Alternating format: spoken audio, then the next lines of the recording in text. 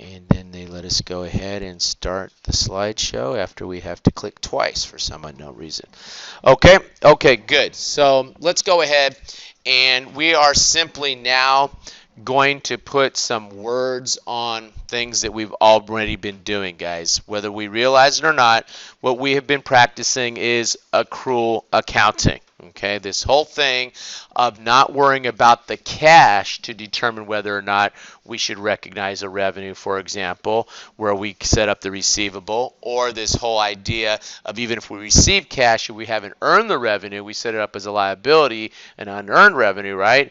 That is considered accrual accounting. Okay, so whether we put a name on it or not, that's what we were talking about. Okay, taking the expense when it is incurred. So what happens? We go ahead and we receive our utility bill, and we receive the utility bill at December 31st. We haven't had a chance to pay it by December 31st. We still take the expense and we set up a payable for that, right? Or remember when the guy said, going all the way back to the feed store example, or whatever it was, the fertilizer store example, right, with the lemons, what happens? The guy says, that's all right, pay me later, right? We still took the expense even though we didn't pay the cash until later, right? Okay, so this idea of not waiting for the cash to recognize a transaction is called accrual basis of accounting. Now you come over and you take a look. And with the cash basis of accounting, of course, we won't take a revenue until we collect the cash. We won't take the expenses until we actually pay out the cash, okay? But that's not what we study in this class. We study what? Accrual accounting, right? Okay. All right, good. So let's just take a look at what we call adjusting entries. And we've already been practicing with these. In fact, I had decided that I wanted to do something, and now I forgot about it. So, one second. While I find our little in-class example. Okay. And I'm going to go ahead and pause this. And let's resume. And so, we're talking about now types of adjusting entries. And what I just wanted to do was go back and find our in-class examples so that you can see that you already know how to do these adjusting entries because we practice with them. So we talk about prepaid expense. A prepaid expense is an asset. You pay the expense in advance of actually incurring that expense. You have future economic benefit, don't you? Because you're going to be able to use that item, whatever it is, for a couple years, whatever, and not have to pay that expense in the future. So I say, for example, prepaid insurance of $1,200 policy, good for 2 years. Okay, so what are you going to do? You're going to go ahead and you're going to set that up.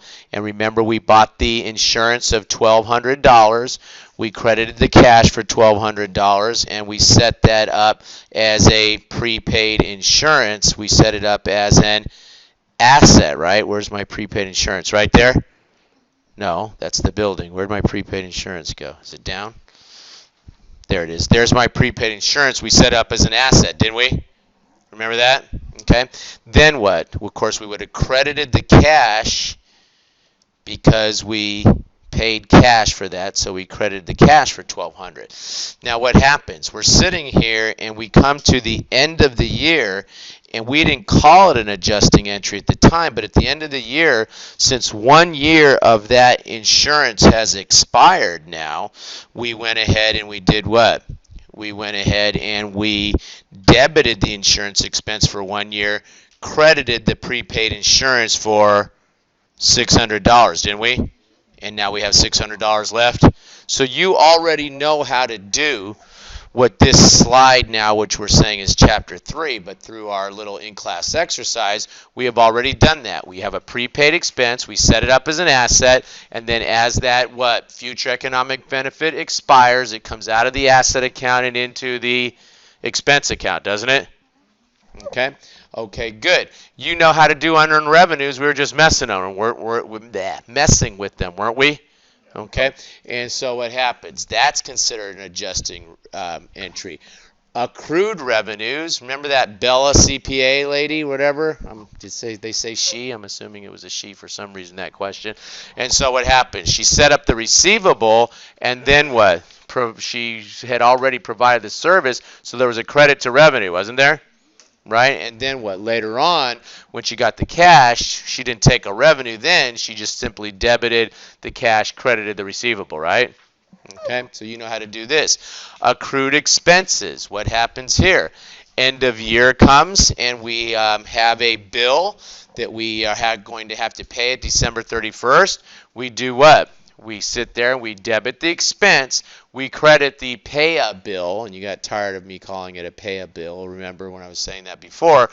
We have a liability, don't we? Account pay-a bill, right? Okay. Okay, good.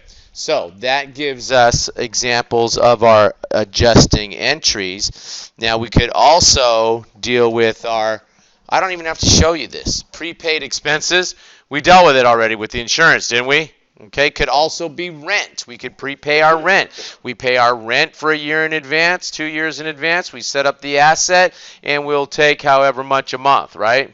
Okay, so all of these are examples. Supplies, we did that earlier with our little example. Going back, I think I went ahead and we set up some supplies. We bought supplies of $24,000. Remember that? And remember we set up the pay-a bill, right, for the account payable because the guy said that's okay. You don't have to pay me right now. So I went ahead. I have my supplies, $24,000. Is that an asset?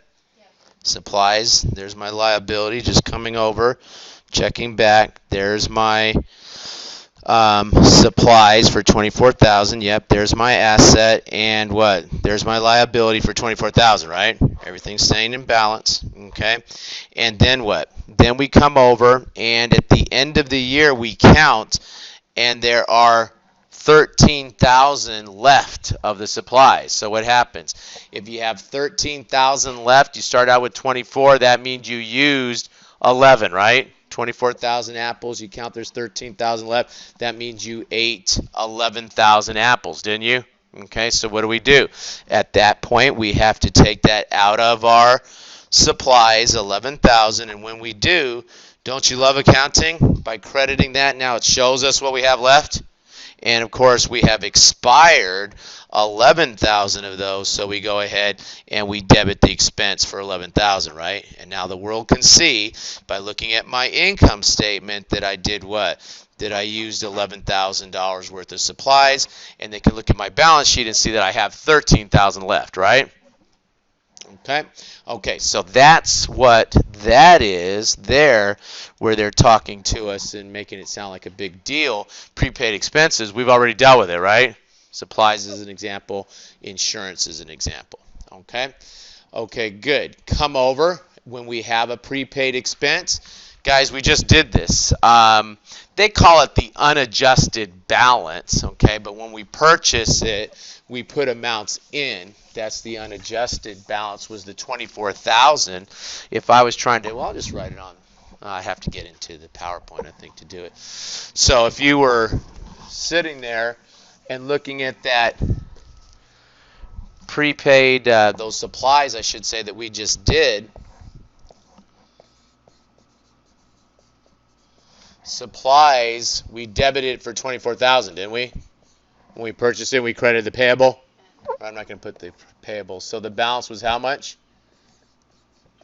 24,000. If you just follow what they're doing there, they're saying, okay, as you use up the supplies, you're going to do what? You're going to debit supplies expense for what? What was it, 11,000? 11,000, and you're going to credit what? Credit the supplies, and now the balance is 13,000. It's somewhere inside of me I'm saying, John, why are you writing this again when I just showed them this on the spreadsheet? It's the same thing we just looked at, isn't it? We did the same exact thing? Okay, good. So that's all they're saying there. Now you come over, and they give us another example. Let's practice with this. Pioneer Advertising Agency purchased supplies costing $2,500. And do they tell us if they paid cash for this or not? I guess it doesn't matter if they paid cash or not. It's for this transaction. So what's the journal entry? Do the dance with the chairs and the tables and okay. So what's the journal entry for the purchase? Purchase of the supplies. Forget what they're telling us here. They purchase supplies costing $2,500. That's not what this slide is getting to. I'm just saying they purchase supplies for. What's the journal entry to purchase supplies? Debit the supplies. $2,500 and credit what? Cash, I guess. They paid cash for these. Why are you guys looking at me like you just saw an alien? Like you just saw a ghost? Why is that so shocking? When you buy supplies, what do? You debit the supplies, you credit accounts payable or cash. I mean, it's almost the same amount, but, well, 24,000 versus 2,500, whatever, right? Same exact thing. I'm just showing you that part of it, right? And then we come over, back, and they tell us that they go and the account shows a balance of 2,500, and inventory count at the close show that there's 1,000. You started out with 25. There's 1,000 left. That means you ate how many apples? 1,500 apples, don't you? So what do? You debit the supplies expense. You credit the supplies, right? You know all this already. This chapter 3 for you guys is like baby review. Review for babies, right? Much easier time than the Raiders had with the Falcons offense, right? Okay. All right. Don't worry. Me and my brother sat there. My brother just had kidney surgery. He said that game hurt worse than the kidney surgery. No, I don't know if it did or not. Anyway, he's doing okay. All right. They removed a kidney surgery. They took one out from him, but he's still got one left, right? Okay. So what happens? We sit here, pause. Okay. Edit that out. Okay. So what happens? It doesn't matter. Okay. So what happens? All right. Advertising agency paid $600 for a 1-year insurance policy. Coverage begins on October 1st. Okay. Pioneer recorded the payment by increasing debiting prepaid insurance. And so we debited prepaid insurance for $600. We credited cash, right? Then what? Then 1 month goes by. The only thing they did different here is they're going to take the insurance expense each month, aren't they? Instead of dividing by 2 for the 2 years, they're dividing by 12. Same exact thing we already did, didn't we? So we debit insurance expense, credit the prepaid insurance. Okay? Okay, good. Come over. We have our depreciation on our building, and we talked about how the depreciation reduces the carrying value of the building, right? Okay, so in this example, oops, did I lock him out?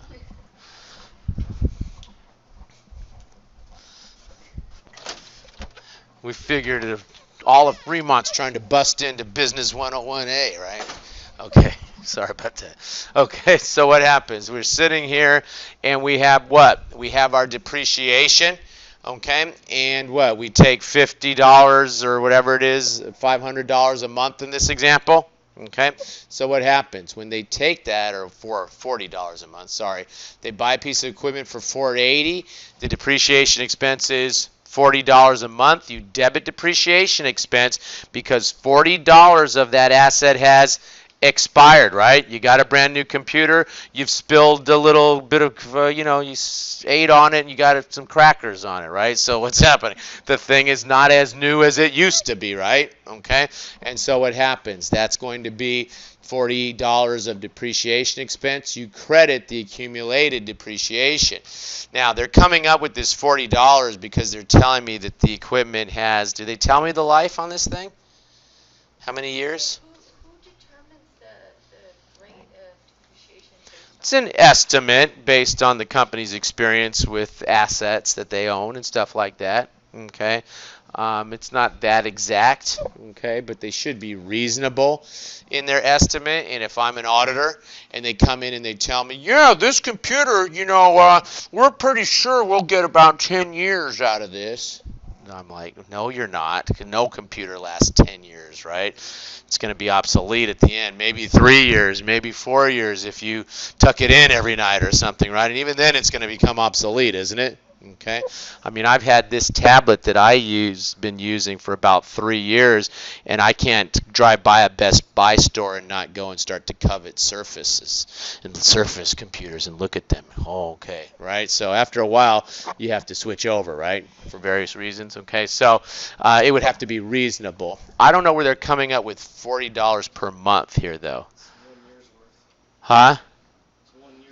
Yeah, but how many years is this thing supposed to be lasting? 1 year? Yeah, you do $40 per month. That's going to give you Oh, hello. Yeah, 40 times 12 is 480. Thank you. Yeah. So what's happening? They're saying it's going to last a year, so they're taking $40 a month. It would beg the question, why wouldn't you just expense that whole thing if it's only going to last you a year? Usually with depreciation, we'll go ahead and we'll, have an asset that we think is going to last a little longer, right?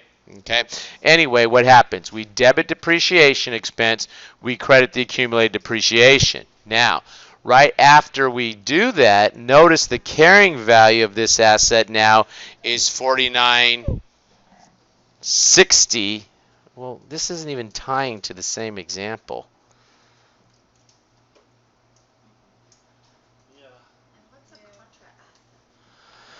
Contra asset account, it goes against the asset, right? Like Contra Costa County is the opposite coast. It goes against the coast at San Francisco, Contra. Okay? But depreciation, I go back and forth with this as to why we're even bothering you with this in Chapter 1 or whatever chapter we're in, Chapter 3. Okay? But let's just go ahead and let's stop and riff off for a minute here, and I'm just going to go through this whole depreciation situation with you. So what happens? We have $500 that we pay for an asset. Okay, and I'm going to say that this asset has a 5-year life. Has a 5-year life. I'm trying to make it 4-year life. 4-year life. I take this $500, I subtract off of it, say, $20. This is what I call salvage value. I think that I can sell this computer or whatever this is, this piece of equipment, for $20 when I'm done using it. Okay? So that means the part that I'm going to actually depreciate is what? $480? Okay, and I said the asset has how many years life? 4 years life. 4-year life. I'm changing up the facts here because the way they're presenting this is a little ridiculous. 4-year life. So that means I'm going to take how much depreciation per year? Huh? $120 a year, right? So do you always take off a salvage value? You don't always, but many companies do and many problems do. If you think you can sell it for something at the end, you take off the salvage value. Divide the depreciable base now by $4 by 4 years. What are you shaking your head about? It's like always a new word. Well, let me say something about depreciation then. Since you disrespect depreciation, I have to defend depreciation, okay? Depreciation came into being around the time that they were building the railroads. Because what was happening?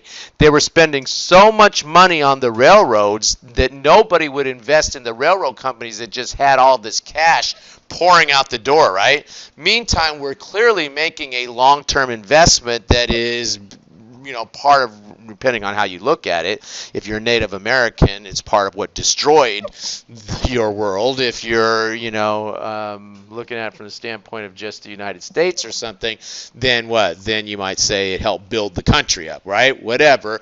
It's obviously a long-term situation, isn't it?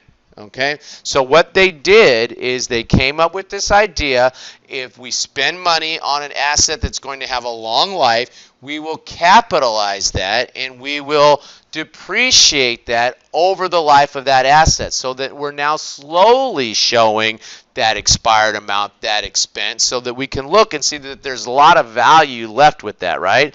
And so this notion of depreciation was very instrumental in helping, build the Industrial Revolution and all that sort of stuff in accounting for things this way. Okay, so this is, not here just to annoy us. There's a reason for this, right? Okay, so anyway, so we take this $480 and we divide it by the 4 years. It's going to be $120 a year, isn't it? Okay, so in year one, I will go ahead and I will debit depreciation expense for $120, and I will credit accumulated depreciation 120. Oh, let's buy the asset though, shall we? Let's just go ahead and let's buy the asset. So if I paid $500 for this thing, what should I credit if I pay $500? What do I credit when I spend $500? When I spend $500, what do I credit? Credit cash for $500. Credit, no, I'm just going to credit the equipment for $500. Isn't that what I paid for the equipment? Okay, and in the equipment account now, how much do I have? 500, balance 500, right? So the cash went out in year one at the beginning of the year, right? And if I did this on January 1 at 12/31 for year one, I've debited depreciation expense, I've credited accumulated depreciation, haven't I? Okay, so I go ahead and I'm going to put my accumulated depreciation. I just credited at 120, didn't I? I credit accumulated depreciation 120. Where do I report the depreciation expense? Where do I report depreciation expense? In my expenses, it shows up on the income statement, right? Accumulated depreciation shows up on the balance sheet, right? Shows up on the balance sheet. So now what? Now I go ahead and I prepare my balance sheet for year one. Year one, BS's balance sheet. I'm going to sit there and I'm going to show equipment for how much? 500. My equipment account, I show 500, don't I? My accumulated depreciation, which is a contra asset. Contra means opposite. Spanish term, I guess. Spanish word, whatever. Means opposite, doesn't it? Okay, contra, opposite my asset is how much? 120. And so the carrying value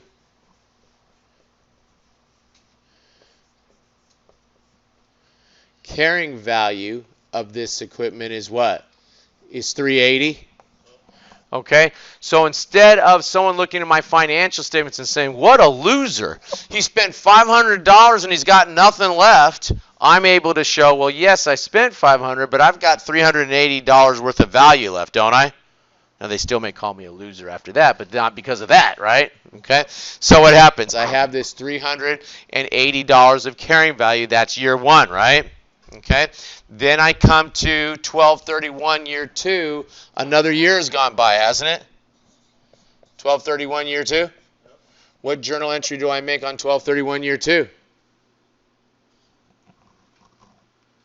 How many years is this asset going to last? 4 years. How much am I depreciating each year? 120. What journal entry am I going to make in year two? Debit depreciation expense. How much for year two? Presumably it's come down 120 again. And I'm going to go ahead and I'm going to credit my accumulated depreciation 120. So I put 120 over here, don't I? Right? I go ahead and I prepare my balance sheet now for year two. Year two balance sheet. I have equipment of how much? How much is in my equipment account, guys? Don't think. Don't get it creative. 500 is what's in my equipment account. How much is in my accumulated depreciation? 240 now. So the carrying value of the asset now, CV, is what? 260? Yeah. 260's left? Okay, good. All right, what journal entry do I make in year 3? 1231 year 3. I do the same thing again, don't I? Debit the depreciation expense because that's what it is for year 3. It's going to be the same amount every year. I credit the accumulated depreciation. I come over here. I make up my balance sheet for year 3. How much is in my equipment account? 500 is what I paid for the equipment. And I have what? Accumulated depreciation of 360 now? Is that right? Okay. Now what? What's the carrying value of the asset? 140. Okay, good. All right, so now we're into year 4 now, aren't we? Okay, and so when I sit here and I do year 4, what journal entry do I make in year 4 at the end of year 4? Same journal entry. Debit the depreciation expense, credit the accumulated depreciation, right? Okay, and so what happens? I come over here, and in year 4, I show my, I already did my debit and credit. How much is in my equipment account? 500. How much is my accumulated depreciation? 480. What's the carrying value of the asset? 20. And this is what I presume I can sell it for now. That was my salvage value, wasn't it? Right? Look at the beauty. Look at the beauty of a look account. Look at this thing. It turns out perfect, didn't it? $20 is left, and that's what I think I can sell it for. Can you imagine? What happens if you don't sell it for 20? How much you want to sell it for? You tell me. Let's say you only I can do anything with this pen in debits and credits. You tell me what you want to Let's say you do. only sold it for 5. $5. You want to sell that piece of equipment for $5? Is that what you're saying to me? That's all you can find. Okay, and so what happens? How much cash do I have if I sell that thing for $5? Okay, so I'm going to debit cash for $5. Okay, good. Okay, am I getting rid of the equipment? Yes. I'm getting rid of the equipment, so I want this to be 0, don't I? Yes. So I guess I better credit it for 500, so this will be 0 because I'm not going to have that equipment anymore. So I credit the equipment for 500. Okay, good. And since I got rid of the asset, why don't I get rid of this accumulated depreciation, right? And I forgot to write my last 120 for year 4, but the accumulated depreciation of the equipment is 480, isn't it? Right? By the time I get down to the end. So since I want to get rid of that, it's a credit. I guess I better debit it 480 to zero that out, right? So I go ahead and I debit the accumulated depreciation for 480, and now what do I need to make this journal entry balance? I'm sitting here at 485 of my debits and 500 for my credit. So what do I need to make this journal entry balance? You need to debit something $15. I need to debit something $15. You tell me? Debit something $15. That debit is a loss. That's a loss of $15. It's like an expense, but we don't call it an expense. We call it a loss. The reason we don't call it an expense, because expenses are the normal course of business type items that reduce my retained earnings. I'm not in the normal course of business of selling my equipment, and since it's outside of the normal course of business, I call it a loss, but it has the same impact as an expense, and that it's going to reduce my retained earnings. It's a debit, isn't it? Yes. No, So that's what you see. that has like, nothing to do with bad so debts. like on tax, so they have that one-time loss or whatever. That's where that will show up. That is an accounting loss. That is not the same as the loss that you might use for tax purposes. Okay, and they've got all kinds of different rules. Okay, that's a loss, isn't it? So if you It's have like an multiple expense. losses, you would have multiple debits in your little loss T thing then, right? Then you pull it all up into the Um, loss or Yeah, you might want to keep track of it. Loss from the sale of equipment, loss on, destruction of property. I don't know, whatever. It just depends. You have an account for the number of line items that you want to prepare a report on your financial statements. Although, frankly, you could roll up several accounts into one line item, right? So it just depends on the level of detail you want in your financial reporting. All right. Okay. Now, what I thought you were going to ask me is, what if you sell that thing for a whopping $20? I mean, 25. well, let's sell it for 20. I didn't even think of that. Let's sell it for 20. If I sell it for 20, then what? My journal entry bounces perfectly here, right? The cash comes in. I credit the accumulated depreciation. Poof, I sell it for exactly what its carrying value was. Okay. Usually you're going to sell it for different than the carrying value, though. So let's say that I sell it for 25. If I sell it for 25, its carrying value was 20. The what? Credit to the equipment, the debit to accumulated depreciation. Now I need a credit here, and the credit is what? Is a gain on the sale, isn't it? Not 20, but 5. Gain on the sale. Because I sold it for what, 25 when it had a carrying value of 20. I have a gain. A gain is like revenue, but we don't call it revenue because it's not the normal course of business. Revenue, expenses are normal course of business. Gains and losses are outside of the normal course of business. Now you've had pretty much the entire depreciation discussion. When we get to that chapter, you should be champs. Okay? Question?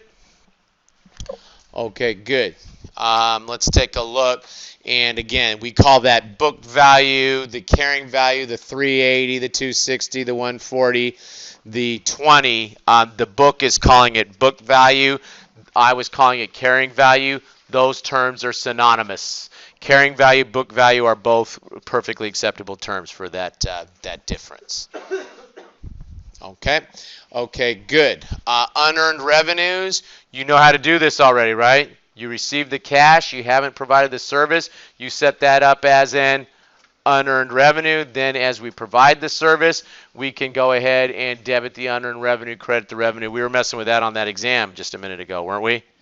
That practice exam. Okay, and that's all they're showing you there, something that we've already looked at for unearned revenues. Okay, and the money comes in. It's unearned, $1,200. What was the journal entry to record the revenue when it came in? I think I can get out of this. Go back into slideshow mode now. So when they got the revenue, what journal entry? I mean, not the revenue, but the cash. What journal entry did they make when they received cash? Debit cash. Good. We're going to debit cash. Make sure I got the pen going here. Debit cash, good. For how much? 1,200. Credit what? Revenue or unearned revenue? Unearned revenue. They got this money in advance, so we're going to credit the unearned. Remember, I kept writing the unearned revenue underneath. I kept saying, oh, I'm just going to put unearned, and then I kept writing the revenue, right? So it's just like those that we did. There's that debit to cash, credit to the unearned revenue. You come over, and as we provide the service now, we debit the unearned, and we credit what? The service revenue? Just like we were doing? Okay. Okay, good.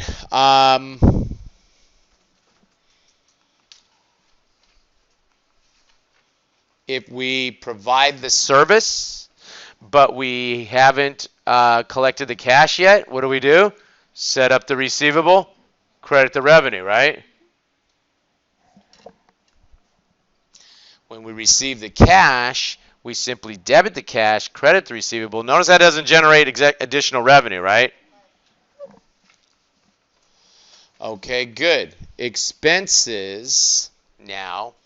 And let's talk about how we can calculate interest expense. So what happens? We have this Pioneer advertising calculators, guys. This is calculator time. How come I don't feel like I hear calculators coming out? That wasn't a calculator. Oh, was it? Oh, okay. Okay, calculator time, guys. This is how you do these calculations. You got to do them with me because if you don't do them, you're going to mess them up on the test and say, "Did you make a mistake on this question?" And my answer is going to be no. Okay, all right. So what happens? We sit here and we have borrowed $5,000, right? Or I guess, yeah, we borrowed $5,000, and they tell us that the interest rate is 12%. I'm kind of writing exactly what's on this slide, but that's okay. They tell me that the interest rate is 12%, don't they? Okay. And then they tell me that it's a 3-month note. 3-month note that I sign on October 31st, and October 1st, and they want to know what is the interest expense after 1 month. So I multiply that times what? Times 1/12. Okay. Now, this is why I wanted you to take out your calculators. Clear your calculator. Completely clear it. Hit clear. This is how you do these. Hit 5,000, 5000, times 0.12, times 0.12. That's the 12%, right? Hit equals. You get 600. That would be the interest for a whole year, wouldn't it? And then simply multiply that by 1/12. In other words, divide it by 12. Divide it by 12. What do you get? Do you get the same answer? That's how you do it, guys. If you don't do it like that, your calculator starts going, wait a minute, we're going to practice the law of operations, and it gives you a weird answer. Okay? So that's 1 month worth of interest on this thing, isn't it? Right? Because they asked me at October 31st. Let's say they asked me at December 31st what the interest is on this. Oh, stop.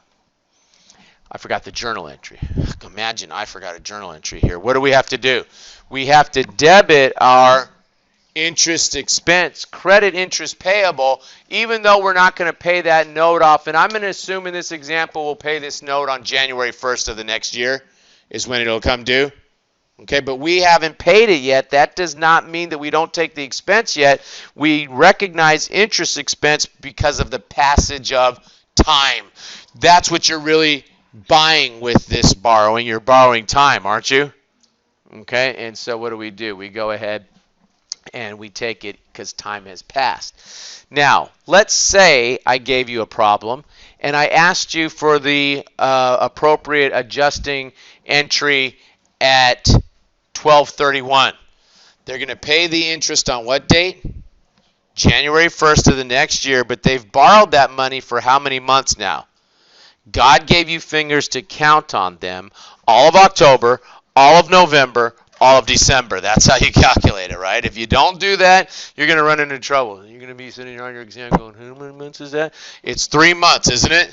Okay? So what do? I take the 5,000. I multiply it by what? 12%, which is 0.12. But now I multiply it by what? 3 months represents 3/12 of the year, doesn't it? Okay, calculators. I always feel like I should. Okay, instruments. Ready? Put it in there. Clear it. Hit clear. Hit clear. And put in 5,000 times 0.12 equals. You get a number there, right? 600. Okay, good.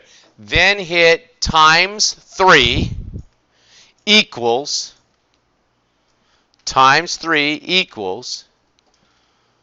Get a number there? Hit divide 12. 150, is that the 3 months? Is that the 3 months? I'm telling you guys, if you get fancy and you start saying, well, I don't actually have to do that, and I can, I'm telling you that calculator is going to say, now I got you, and it's going to slap out the wrong number for you, and you're not going to like that. Okay? So what journal entry would I make at December 31st? Debit interest expense, good. Because time has expired, hasn't it? Interest expense for what do we say, 150? And credit what? Interest payable. Good. For 150, right? I have a pay a bill because I'm going to have to pay this guy on January 1st, right? This is at 12/31. January 1st comes, what do I do?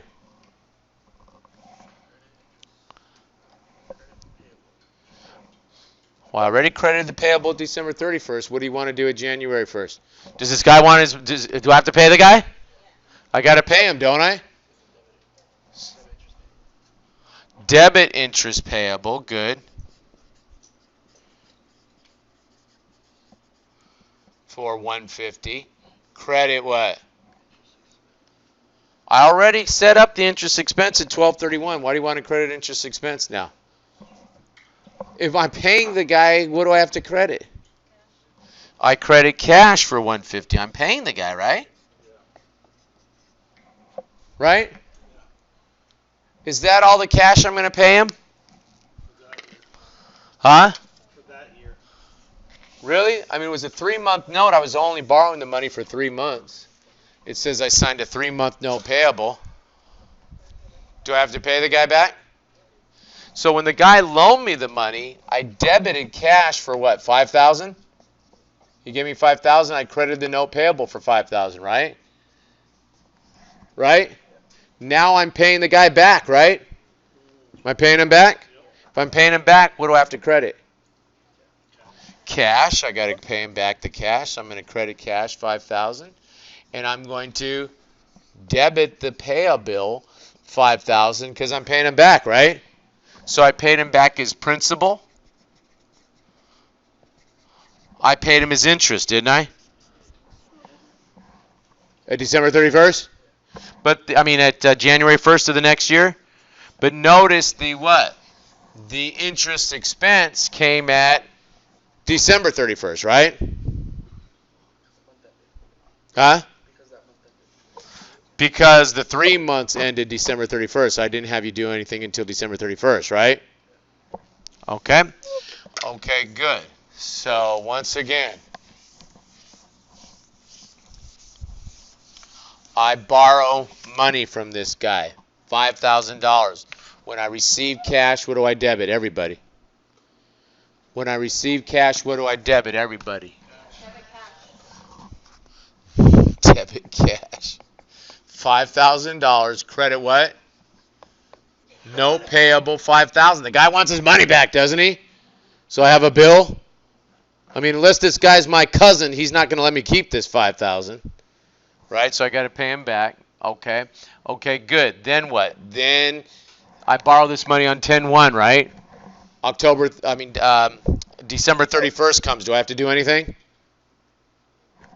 When December 31st comes, I'm not going to have to pay him back until January 1st. December 31st comes. Do I have to do anything? December 31st comes. Do I have to do anything? Has time passed? Time has passed, so I've accrued an interest expense, haven't I? So I take how much did I borrow? 5,000 times what? Times the 12% times how many months? Count on your fingers. October, November, December. I'm just doing the same thing again since it kind of went too fast a minute ago maybe, right? And so what's that, 150? 150, I debit what? I debit interest expense for 150 for the 3 months that have gone by. I credit what? I credit interest payable for 150. Pay a bill. I owe this guy $150 and I'm going to pay him on January 1st of the next year, right? January 1st of the next year comes. What do? I'm paying the guy now. So what do I credit when I pay somebody? Cash. I credit cash. I credit cash what? 150. I debit, the what? Interest payable because I'm paying the guy for what? 150, and I have to pay him back the principal, don't I? Do I have to pay him back the principal? So what do? I debit the note payable for 5,000, and I credit the cash, right? For 5,000? Right?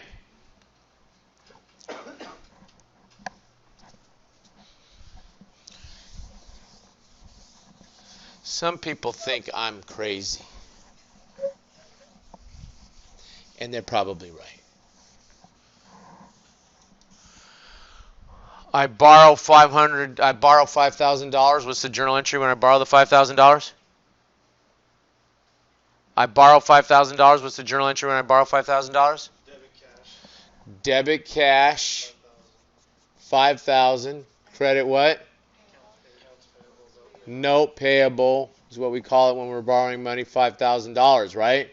We're borrowing off of a note like that. Okay. Notes have certain requirements that they have to meet to be able to call it a note. Okay, but we're assuming a note, right? Okay, good. I am charged 12% interest. What do I do for the interest? I'm tried 12% interest. What do I do? I take the $5,000 times what? Times 12% times 3/12.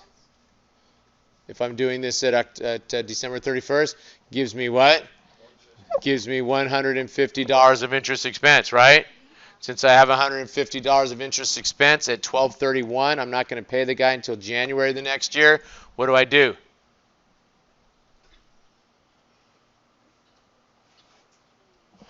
At 12/31, what do I do?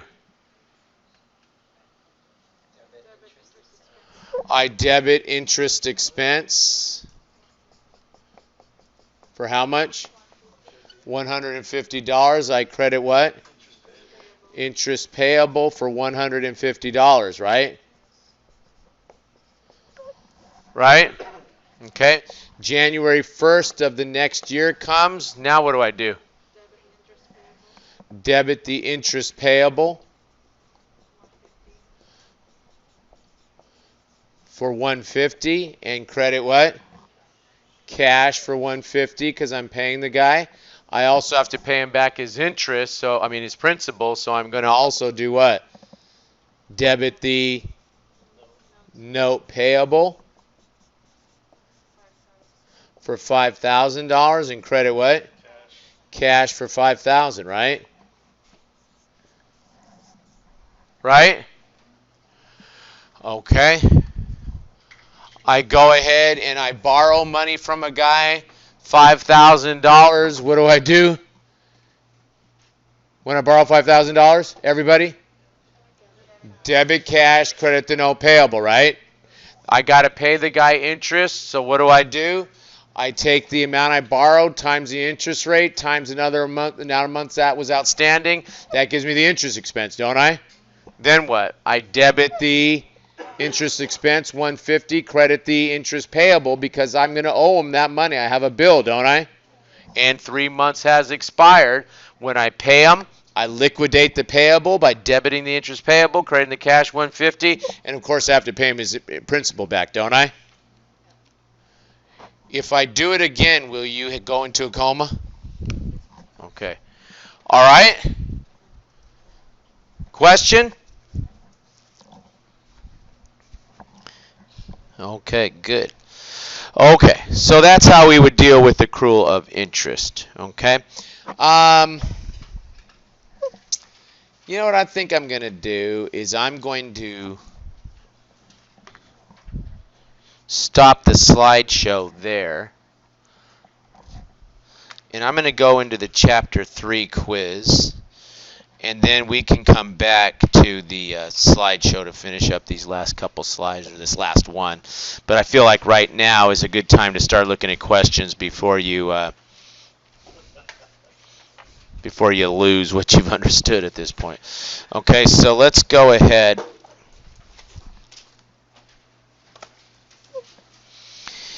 and jump ourselves to the Chapter 3 quiz. If you didn't bring it, that's okay. You can just look up here on the screen, and then you can download that later from Canvas, and you can watch this accordingly. You want to get your machine? No problem. Okay, and so we'll go ahead and we'll go through this. If you don't have it with you, that's okay.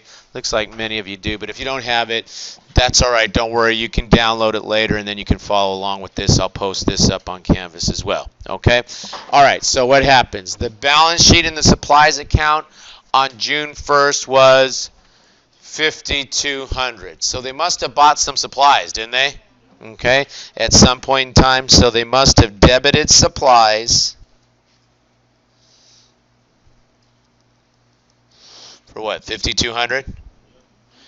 And I'm going to assume they paid cash for those, whatever, credited cash, $5,200, right? So how much is sitting in the supplies account? $5,200. How much is sitting in the supplies account? $5,200, right? Got a balance right now, $5,200. That's a 5. 5,200. Okay. All right, good. So the balance in the supplies account June 1st was 5,200.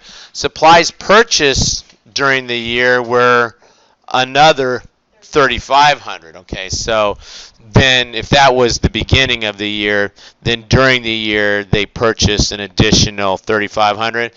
So we would have debited supplies an additional now 3,500 credited cash, right? I probably should have started with the balance of 5,000, but that's all right. And so they just debited another what, 3,500? Oops. So why am I putting it on the credit side? They debited it what, 3,500? Okay, 3,500 with me so far. 3,500. Good. 3,500. That's what I'm trying to put in there. So what's the balance in here now? 87. Okay, good. And then they went and physically counted the supplies on June 30th and saw that there was what? 3,000 left. Well, if I had 8,700 apples and I'm only left with what? 3,000, I must have done what? I must have ate 5,700 apples, right? Right? And so what happens? How do you reduce an asset account? You credit it by 5,700, so I should have sat there and did what? Debit supplies expense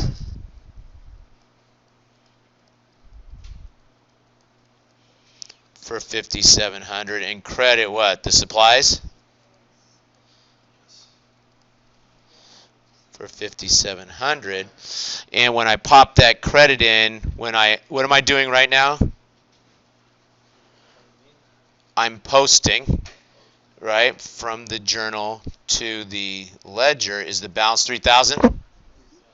Is the balance 3,000? Okay, is that the answer to this question? No, because it wanted what? It didn't want the balance. It gave me the balance. I needed to come up with what?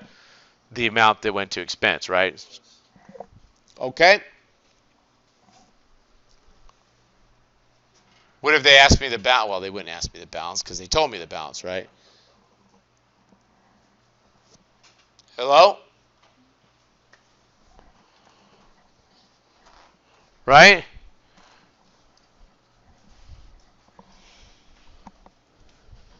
There's no benefit to sitting there confused. Absolutely none at this point. We've slowed things down enough in here now where we've got time to answer questions. You're sure? Okay. All right, let's go ahead then. Let's take a look at this next one, this meat puppets. And you're thinking, where did they get this name? And I did not think of this. This is the name of a rock band. Meat Puppets is the name of a rock band. I think all of these questions were after rock bands. I didn't come up with these. If it's me, it's always Froggy or Buster's is the company. Okay, but let's take a look. Meat companies. Meat Puppet Company purchased equipment for $7,200. On December 31st, it estimated that its annual depreciation will be $1,800 if the financial statements are prepared on December 31st. And this is kind of stupid. They simply want to see that if you know that the annual is $1,800, then the monthly is divided by 12, gives me $150.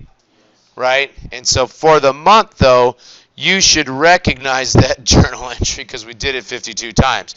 You debit what? You debit the depreciation expense, you credit the accumulated depreciation for that 1 month, right? Okay, good. Take a look at this next one. REM Real Estate received a check, and they received a check for what?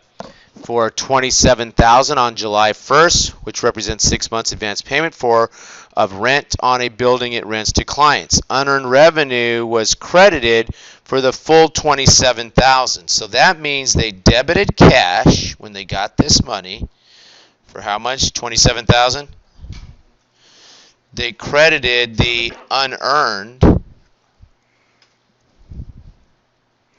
revenue for $27,000 is what that problem's telling me. Okay, so if we were to tee up the unearned, and now I'm really not going to put revenue, the unearned is $27,000, right? Is the balance over there? Okay, okay, good.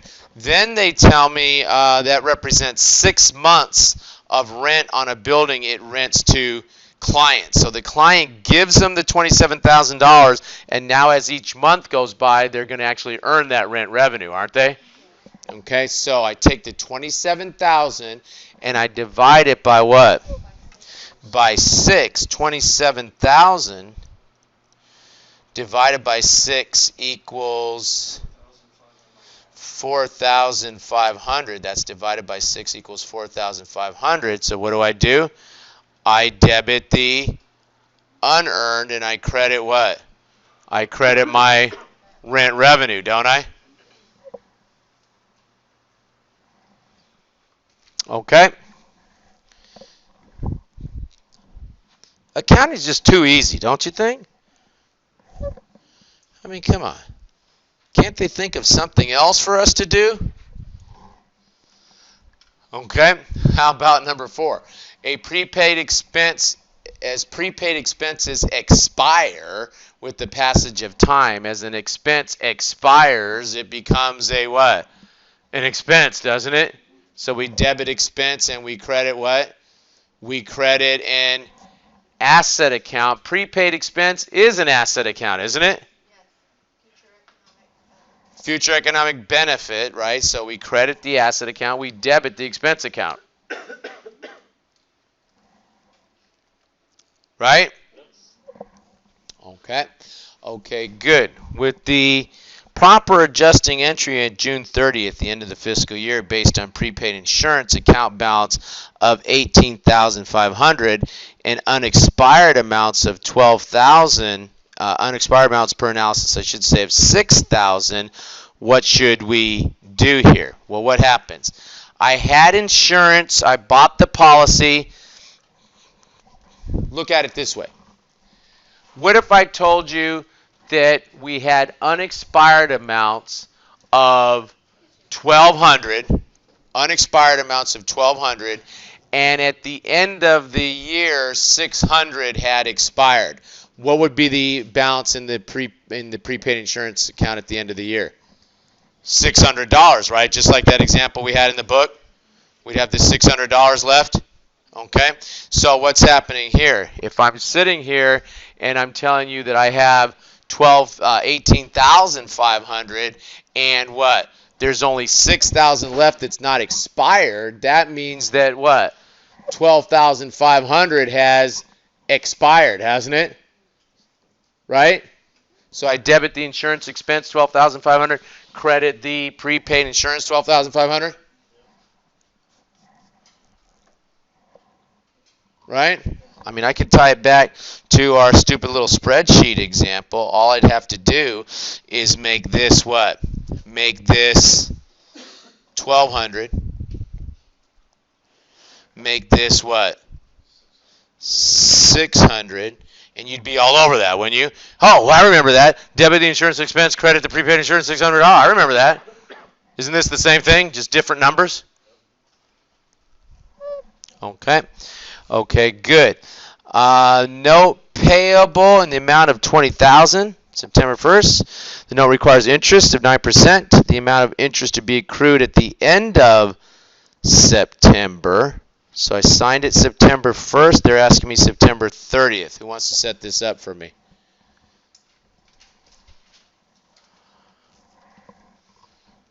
If somebody doesn't set it up for me, I'm going to do it 12 times on the board. Okay, go ahead. $20,000, good. Times 9%, which is 0.09.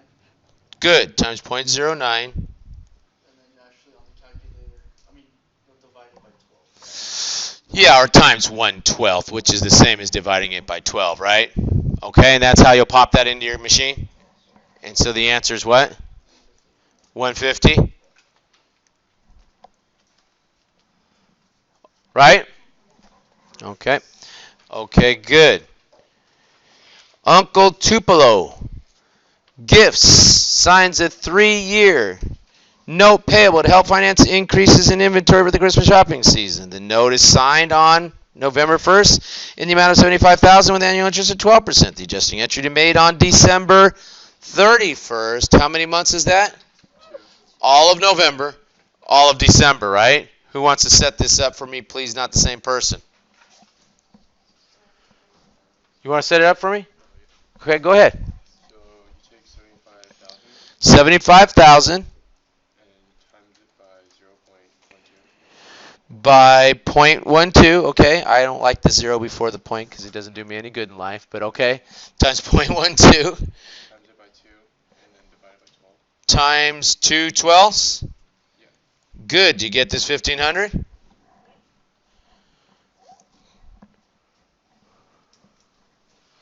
Do you get the 1,500? Yes.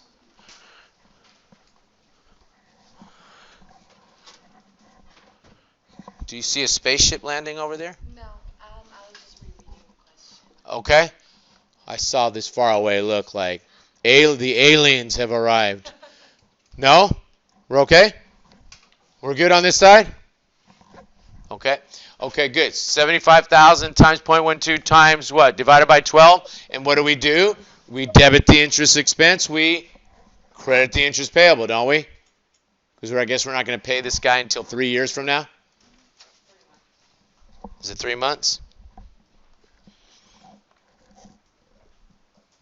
3 months from now? Okay, great. Okay, what is the proper adjusting entry of June 30th, the end of the fiscal year, based on a prepaid insurance account before adjustment of $15,500 and unexpired amounts of $6,000? Look, guys, insurance balance account of what? 1,200, I should say. Before adjustment is 1,200, and the ending balance is what? 600. Would you know how to do that one? Same thing, bigger numbers, right? Difference between the 15,000 and the 6. 15,500 and the 6 is 9,500. Debit the insurance expense, credit the prepaid insurance. You guys getting tired? You sound tired. Difficulty medium. Give me a break. Not for my class. My class is like, no, that's an easy question. Okay, I'm getting tired.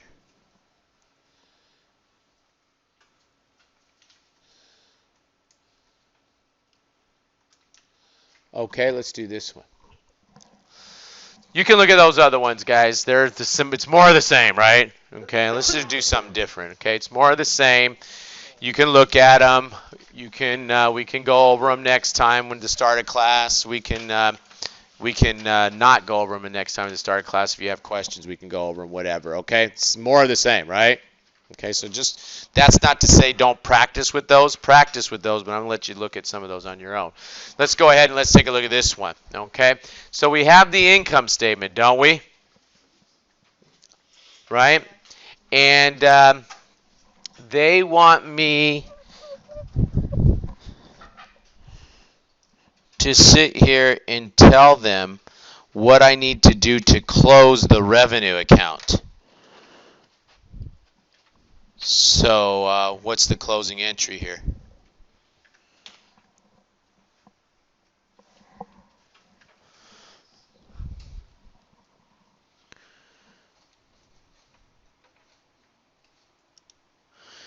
Closing entries. When you go to close your accounts at the end of the year, you look to see what's in your revenue account. You see that you have what? 160,000 of credits for revenue for the year, right? Right here. 160,000 of credits for the year, right? Okay. And I want that to be zero, don't I? I want that to be zero, so what do? I debit the revenue account. When I debit the revenue account, that is now a debit to revenue 160. Is it zero now? Is it zero? And I credit what? Income summary for 160? Right? Okay.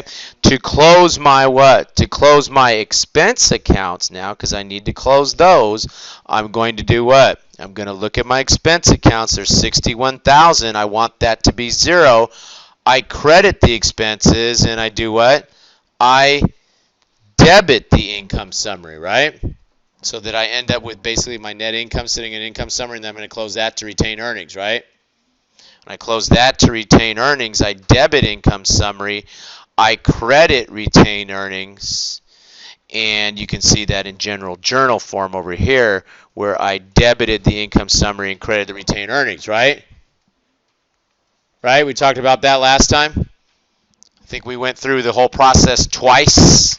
And this whole exercise, I go through this with you on what do you call it? Canvas. There's a thing that I posted where I sit there and I posted what we did together. I posted me talking about it by myself at my house. So it's up there like 3 or 4 times. You should be the king and queen of this example now, right? That you've seen it 52 times. Okay.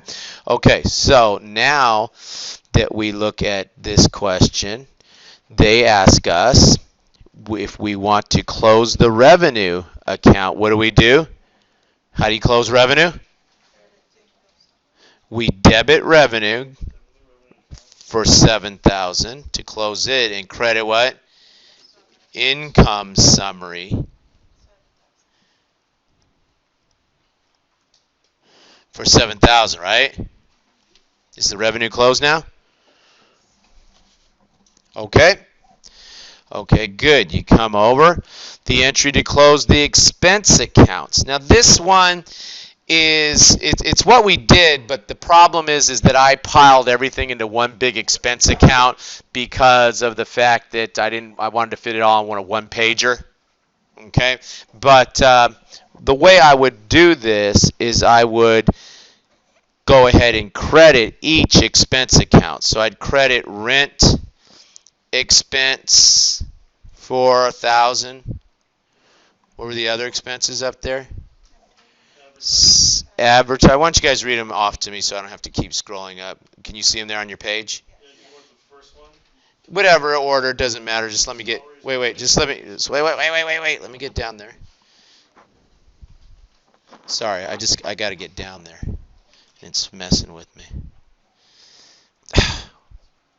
Am I up or am I down? Where am I going? Up? Oh, there. Okay. Okay, go ahead. So wages expense was 3,000. Wages was 3,000. Yes.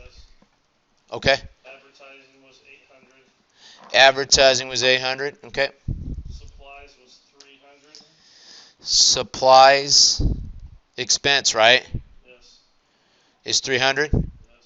Okay. And insurance expense was 100. Insurance expense you say is 100, sir? Yep. Okay, good. Is that it? Yes. Okay, and what's the total of that? 5,200. So I debit income summary, don't I, to close those? Just like we saw a minute ago. I'm debiting income summary for 6,500, you said? How much? 5,200. Okay, good. So did the entry to close the expense accounts include a credit to what?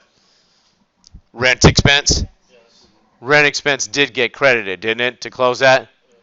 That was kind of a tricky question, right? And that you're sitting there and you're thinking, okay, it should be to close the expense accounts and you're looking for the total. Meanwhile, they just give you that one. and then they come over here and they start giving you the 5200 credit to income summary, and your instinct is to hit that is the answer. Meanwhile, it's not a credit to income summary, it's a what? Debit to income summary for 5200, right? So that was kind of a mean question that they called out just one of the line items. They're right. It does include that, right? So just a little bit of a wrinkle there, right? Okay. Okay, good. After the revenue expense accounts has been closed, the balance in the income summary will be a... We'll just go back and look at the two entries, guys. We debited income summary for 52. We credited it for 7,000, didn't we? Right? So if I'm looking at income summary right here,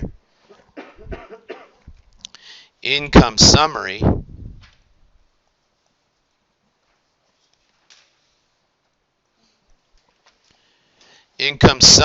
I debited it for 7,000 when I closed the revenues, didn't I?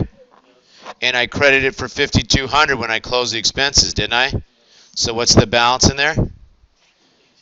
Balance is 1,800, and it is a what? What'd I do? Do this backwards?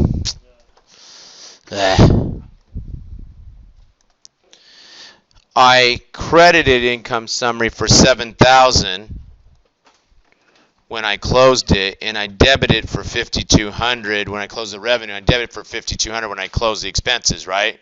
Because I credited the expenses. So the balance in here is what? Credit balance of 1,800. Right? Right here, look.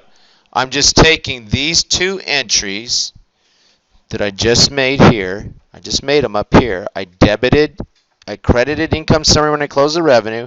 I debited income summary when I closed the expenses. And the difference between the debits and credits is giving me an $1,800 credit balance, right?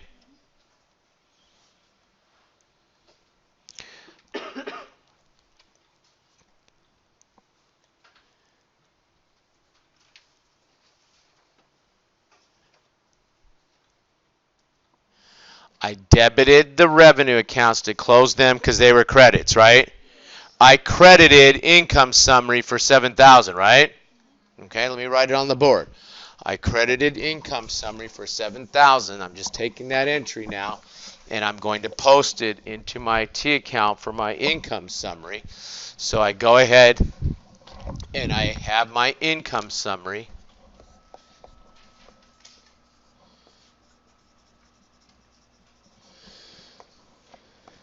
And I just did what? I just credited it for 7.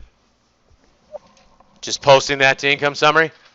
There's a credit to 7, right? To income summary. And then what? Then to close the expense accounts. What was your name again, sir?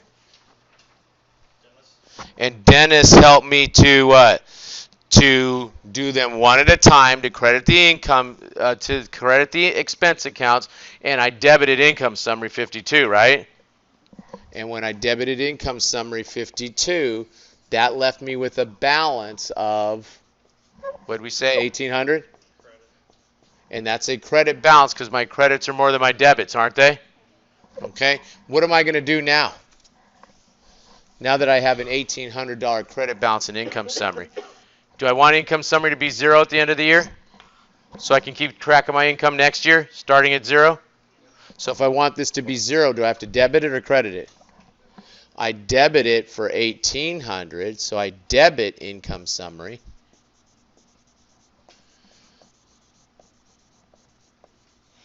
For 1,800. I have to credit something, don't I? What do you want me to credit? Did I earn anything? 1,800. So what do I credit when I earn something? I'm going to credit my retained earnings for 1,800, right? The income summary is now what? Is now 0, isn't it? Which is what I want it to be. And my retained earnings is $1,800 richer. Okay. Okay, good. After the revenue, okay, so we got that. The entry to close the income summary will include a debit to income summary and a credit to what? Retained earnings, right? So this set of problems walks you all the way through this what? This closing process, doesn't it? Okay. Okay, good. I think we've had enough. I'm not feeling that you guys got much more to give right now. Okay? So I'll tell you what. We're going to stop there, continue on where we left off, and go back and practice with some of those ones that we skipped. But we're going to pick these up where we left off here, and we're going to continue to go through the rest of these for Chapter 3 next time. I am also, we also got to get to Chapter 4 next time, right? And so bring the slides and the quiz for Chapter 4. And we'll start with this, and then we'll start hammering on Chapter 4. And then for the class after that, we're not going to have the midterm on the 4th. We'll have it on the 11th. I'll put an announcement up on Canvas for everyone who maybe wasn't able to be here tonight. But I'll put on Canvas that the test is when? October 11th. So we're going to have one class time where all we're going to do is go through question after question. I'll probably put together maybe a practice exam of maybe 30, 40 questions, and we'll sit here the entire class and act like we're going through the exam.